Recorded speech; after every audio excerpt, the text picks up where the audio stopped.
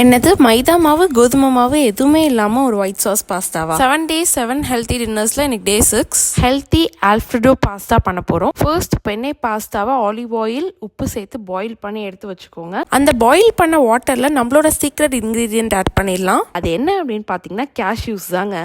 முந்திரியை அந்த தண்ணியில் ஆட் பண்ணிவிட்டு ஒரு 10 நிமிஷம் ஊற வச்சு அந்த தண்ணியோட நம்ம மிக்சியில் கிரைண்ட் பண்ணி எடுத்தோம் அப்படின்னா நம்மளோட ஒயிட் சாஸ் பேஸ்ட் ரெடி ஆயிரும். இப்போ ஒரு பேனில் பட்டர் சேர்த்து கார்லிக், ஆனியன், கேப்சிகம், மஷ்ரூம் எல்லாத்தையும் ஆட் பண்ணி பெப்பர், சால்ட் போட்டு சாட்டே பண்ணிடலாம். அதுக்கப்புறம் பாயில் பண்ண ப்ராக்கலியும் கார்னும் அதில் சேர்த்து சில்லி ஃப்ளேக்ஸ், ஆரிகனோ எல்லாத்தையும் போட்டு ஒரு நல்ல சாட்டே பண்ணி இதை தனியாக எடுத்து வச்சுக்கலாம். அதுக்கப்புறம் அதே பேனில் பட்டர், கார்லிக் போட்டு சாட்டே பண்ணிட்டு பால் ஊற்றி அது நல்லா கொதிச்சதுக்கப்புறம் நம்ம ரெடி பண்ணி வச்சிருக்க பேஸ்ட் இதில் ஆட் பண்ணி அது சாஸ் கன்சிஸ்டன்சியில் வந்ததுக்கப்புறம் ஸ்பைசஸ், சாட்டே பண்ண வெஜிடபிள், பெண்ணை பாஸ்தா எல்லாத்தையும் போட்டு ஒரு கிளறுனீங்க அப்படின்னா நம்மளோட யம்மியான பாஸ்தா